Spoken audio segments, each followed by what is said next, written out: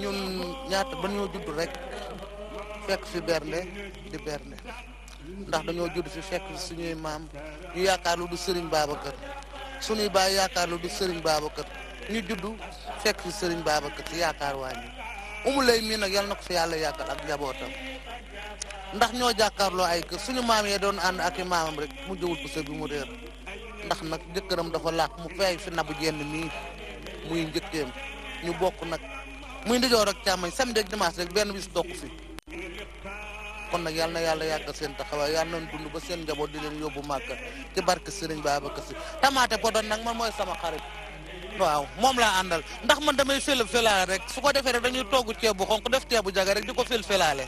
neexul alors jéeg gi lay seetaan lan nga leen di conseiller ci Tamaate Podor. man jéeg gi man samay xarit lanu ndax man du ma togg du ma yàq waaye li ñu ma bëgg lan may defal dañuy togg ganaar yi muy pët ñu roof ko te duñ ma tegal fàllaree ganaar bu nu toggee ceeb xam nga coof amul ak xeet da yaax waaye nag dañu jël Tamaate Podor rek wétli ko def ko jaga rek fël-fëlaale waaw loolu la ñuy liggéey ñun. ànd ci ak Tamaate Podor la ñu wax yaay ñu ngi leen di ñaanal te di leen wax ni que ba déwén incha allah ñu fekkaat leen fii yéen ñëpp gungewaat leen ak Tamaate Podor rek fi yéen ñi ñuy seetaan yéen tamit ñu ngi leen di boolewaale ci ñaan bi di leen ñaanal bu baax a baax ñu fekkee ko ay at yu bari tey lii lañ leen andiloon journée tey bi xaar leen ñu suba yéen ñi nga xam ne da ngeen ñuy seetaan jàpp leen ni dinañ leen fekk seen kër jox leen seen wàll ci Tamaate Podor bi jërëjëf. kontaan nañu. yokk ba yëg ko société bi yokk ba yëg ko rajo bi nag moom dañ see kontaan ndax direct rek la ñuy defal kontaan nañu direct rek suñu xol yi bég. c'est la magie de la télé nii rek la ñuy def ak yéen saa su ne di leen jox dig daje suba incha allah ci beneen numéro jërëjëf.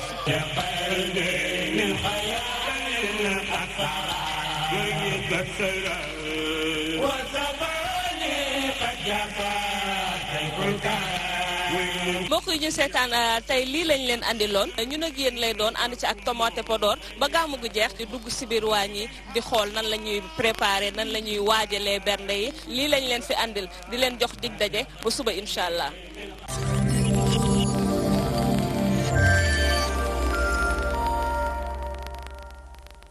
DTV samp na équipe am ci dëkk bu sell bi di Tiwaawoon ngir dundaloo leen gàmmu 2018 ci anam yu mucc ayib ñu fas yéene amal ay direct ay plateau ay reportage ak ay documentaire ci dundu ak œuvre Seydi El Hadji Malick Sy dina dalal ay spécialiste journaliste ak ay nitu diine ngir waxtaane ko ci fàttaliku DTV mooy télévision bu njëkk jàlle direct bourdu bi njëlbeen bi ba ci njeextal bi édition bu ren bi duñu bàyyi sunu mani di ngeen mën a seetaan burtu bi saa yu 20h45 jotee spectacle son et lumière fii la ci DTV guddi gàmmu gi ak direct champ de course ci ëllëg sa moo xam ngay annonceur jokkool ak sunu service commercial di 76 644 50 50 wala 76 644 50 58 ak seen télévision DTV gàmmu jàmm te mucc ay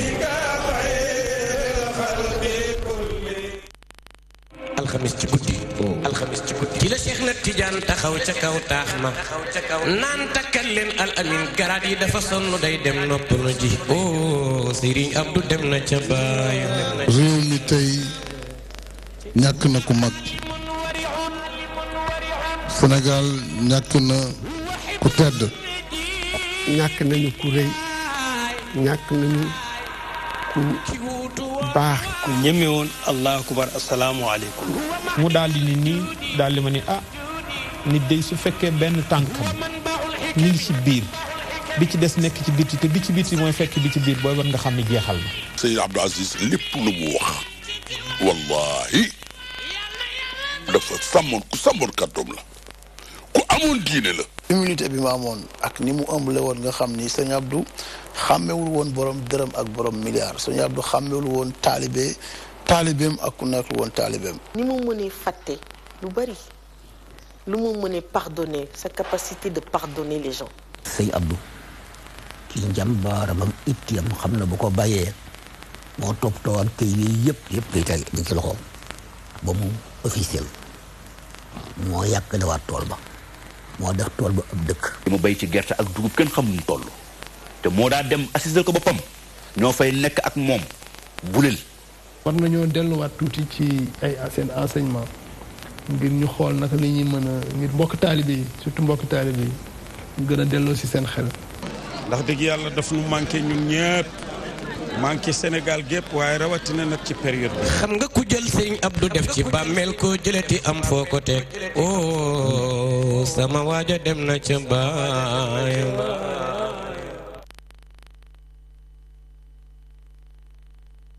Au regard du développement rapide du secteur de l'audiovisuel, le président du Conseil national de régulation de l'audiovisuel juge utile de visiter les entreprises de presse. Babacar Diagne était ce jeudi dans les locaux du groupe Excaf Télécom. Il s'agit pour lui de s'enquérir de la situation des organes de presse afin de jouer son rôle de régulation dans un monde concurrentiel.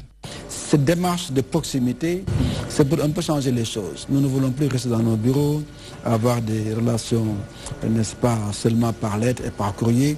Nous voulons voir directement les concernés, les acteurs du paysage, parler, discuter des problèmes. Vous savez que nous avons quand même un paysage audiovisuel qui est extrêmement important, mais il y a quand même beaucoup de, je veux dire, défaillances quand même. Le paysage n'est pas comme il faut. Mais nous avons dit qu'il faut faire cette relation de proximité, discuter et de manière progressive arriver à un paysage audiovisuel majeur. Ailleurs, c'est des paysages audiovisuels majeurs où tout est facile.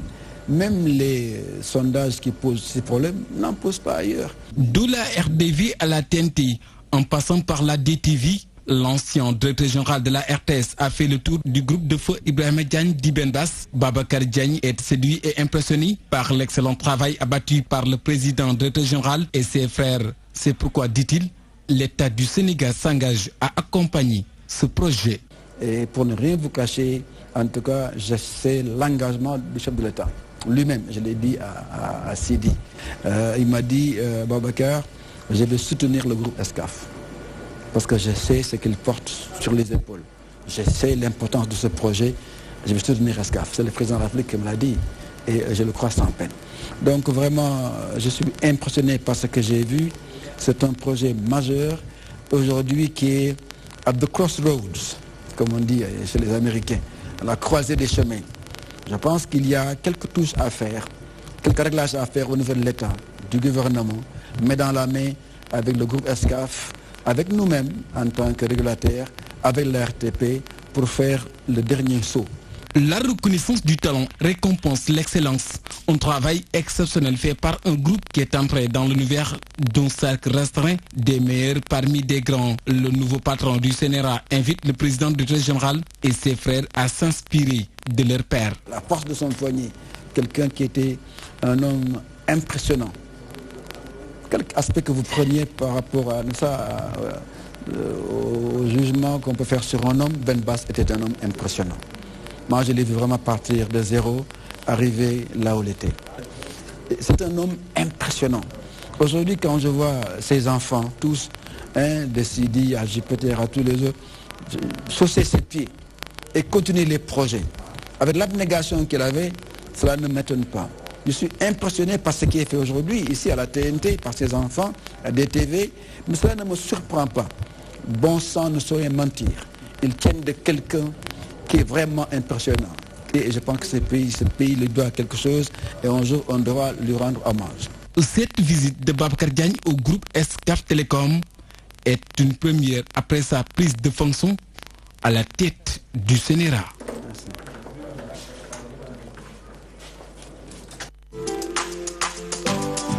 Pour l'organisation de vos salons, foires, conférences, Excaf Event met à votre disposition du matériel de dernière génération. Des chapiteaux de plus de 1000 m², des tentes de 9 m², des tables et des chaises standards, des tables et des chaises VIP, des écrans plats de dimensions variables et des panneaux numériques. Excaf Event, c'est aussi vos événements clés en main avec du matériel de sonorisation high-tech et des estrades pour podium. Excaf Event, une expertise avérée pour l'organisation de salons, foires et conférences. Excaf Events, l'assurance d'un événement réussi.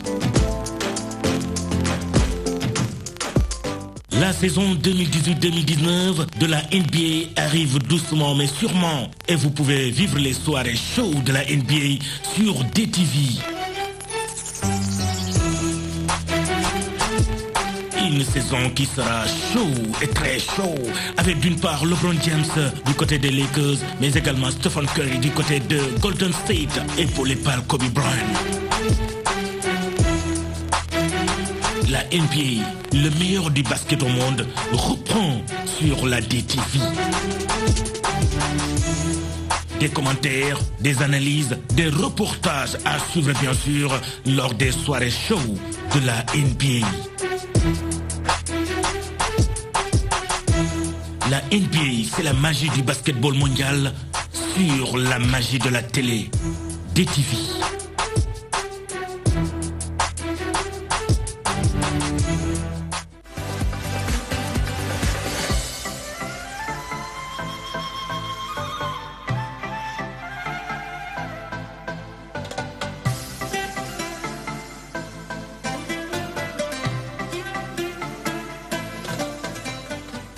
Pièce par pièce, dans les locaux, les députés de la Commission Culture et Communication ont tenu à s'enquérir de l'état d'avancement de la mise en œuvre de la TNT au Sénégal. Une visite très satisfaisante selon ces parlementaires. La TNT est une fierté nationale. Évidemment, nous sommes ravis de constater que ce sont des Sénégalaises et des Sénégalais qui font ce travail. Il n'y a pas d'expatriés, des jeunes Sénégalais et je pense que c'est un grand plaisir de le voir et c'est rassurant aussi. On dit qu'on n'est pas rentré dans l'histoire, mais enfin tout cela, je crois que ce n'est pas vrai, on le démontre tous les jours. Et c'était vraiment le premier constat qu'on a fait. Ensuite, c'est un projet qui est difficile et qui n'est pas simple. Il faudrait que tous les Sénégalais puissent partout, sur le territoire national, avoir le même signal et gratuitement pour les télévisions sénégalaises. Au nom du président Babacar Touré, qui avait en charge cette mission-là, avec le comptant, en son nom, je me dois de remercier les honorables députés d'avoir bien voulu se déplacer pour venir voir un projet qui appartient au peuple en réalité. Je dois aussi me féliciter de savoir qu'une société bien sénégalaise, qu'une entreprise sénégalaise comme Excaf Télécom a pu faire un tel travail, un travail énorme, un travail de qualité. Cette technologie, une fois mise en œuvre, va permettre l'ensemble des citoyens sénégalais, là où ils sont, que ce soit de Dakar jusqu'à Fongolandi, de recevoir l'ensemble des chaînes de télévision nationale avec la même qualité d'image et la même qualité de son. Vous voyez déjà qu'un député du peuple qui vient visiter une technologie qui va venir satisfaire son peuple dans la réduction de cette fracture télévisuelle est déjà un pas extraordinaire. Bon, notre premier devoir était de les informer du travail effectué par Excaf, du rôle qu'effectué par les employés, les Sénégalais qui travaillent pour nous, et également de magnifier le partenariat qu'on a avec l'État du Sénégal et avec les Sénégalais. Parce que nous travaillons pour les Sénégalais, nous travaillons à ce que ce projet-là serve de modèle, de tremplin pour l'ensemble des entrepreneurs sénégalais. Après 2 ans de mise en œuvre, le signal couvre 90% du territoire national. Sur les 14 régions du Sénégal, seuls Kolda et Sédhiou n'ont pas le signal de la TNT, une situation qui s'explique par... Pour mener Kolda, c'est pour mener Sédhiou. Il faut que les régions soient souffrent. Même RTS, bi nga xam ne moom rek pour le Sénégal yëpp amoon nay problème. J'étais directeur de la télévision RTS. amoon nañuy problème ci couvrir ñaari région yooyu. moo tax ñu mujjal ko ndax bu ñuy quitter diffusion bi ñu nekk ni analogie dem ci diffusion numérique bi du ñu tëb defandoo ko Sénégal yëpp amul fenn ci àdduna da ngay jël benn gox ni fii lay commencé mu du nekk sax région politique mais région administrative bu ko région administrative région physique rek ni li féete Dakar dinañ leen wax ni délai sàngam na ngeen wut seen décodeur ku ci amul décodeur bis sàngam danañ couper signal ba ngeen daan njëkk a jot parce que bii mu ngi dox. Pour arriver à 100% de numérique au Sénégal, le gouvernement doit mettre en place des mesures nécessaires pour un basculement définitif de l'analogique vers le numérique. Ainsi, le décodeur sera obligatoire pour tous. Ce qu'on leur demandera, c'est qu'au moment du basculement, parce que le basculement se fera région par région, d'aider à sensibiliser dans leur propre région les gens à acquérir le décodeur qui est indispensable, la carte qui est indispensable pour pouvoir bénéficier de toutes les chaînes de télévision sénégalaises gratuitement, mais aussi de tous les services interactifs qui sont compris et que ceux qui ne peuvent passer que par ce décodeur-là. Nous leur demanderons, à temps utile, de nous aider à sensibiliser leur région quand ce sera autour de leur région de basculer. Il va falloir que le gouvernement qui est en train de mettre en place les outils avec la société de gestion puisse vérifier que tout cela s'est bien fait pour passer au basculement. Ça, c'est le travail de l'État. Mais ce qu'on nous a montré, en dehors donc, de quelques régions, Sédhiou et Kolda, il faut le dire, et peut-être Kédougou, sur le plan géographique, évidemment, pose quelques difficultés techniques, mais ne sont pas insurmontables. Je pense que cela va être fait, et dès lors que tous les problèmes financiers également qu'il y a derrière, il faut le dire, c'est pas facile pour un groupe, même si c'est un grand groupe qui fait 10 milliards de bilan, mais quand même, c'est lourd, c'est quelque chose que l'État aurait dû faire, et donc c'est des privés qui le font. Évidemment, ça veut dire que ce n'est pas simple, il va falloir les aider à sortir la tête de l'eau, et je crois que ce sera fait, inévitablement, on n'a pas le choix. C'est un investissement énorme qui a été effectué par le groupe ESCAF. Un risque financier également, parce que nous ignorons qu'aucune somme n'est demandée aux contribuables sénégalais. Nous comptons sur notre créativité et notre engagement pour respecter nos engagements. Et avec l'appui de l'État et des autorités, c'est un projet qui est arrivé à son terme. En 42 ans, le groupe Excaf Télécom a développé une expertise numérique inégalable. La TNT est un moyen de renforcer l'écosystème numérique du Sénégal. Le temps de quelques heures, ces parlementaires ont découvert comment se passe la transmission et la diffusion des chaînes du décodeur TNT by Excaf. Tous les matériaux ont été mis en place pour offrir aux Sénégalais des images et sons.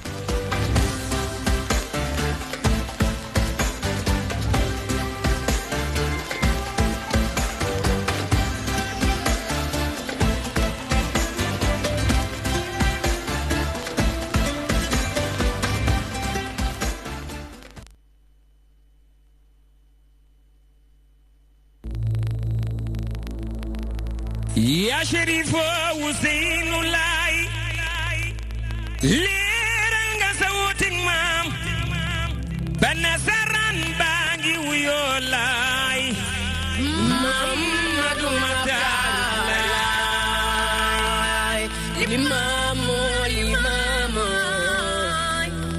yaay borom yoo fi géej jeja baawan fa jàmmalaay ndox ma neex teenu jàmmalaay teenu zam-zam ñamal ta seet ibu Mustafa te du fa jàmmalaay limaamu limaamu yaay borom yoo fi géej mayu xaddi si ibnu xaali daw dondoy fi ci Kambarin déggal maami Sëriñ Ousseynou Laay maami Ibu Seyni Caw Laay Bas Laay Banasaran bangi wuyoo laay Mamadou Matar Laay limaamu limaamu yaay borom yoo fi géej kon bismilaay tey ma baax fi njaag gaynde jaay moo diroo walaay xat na baayam daan doori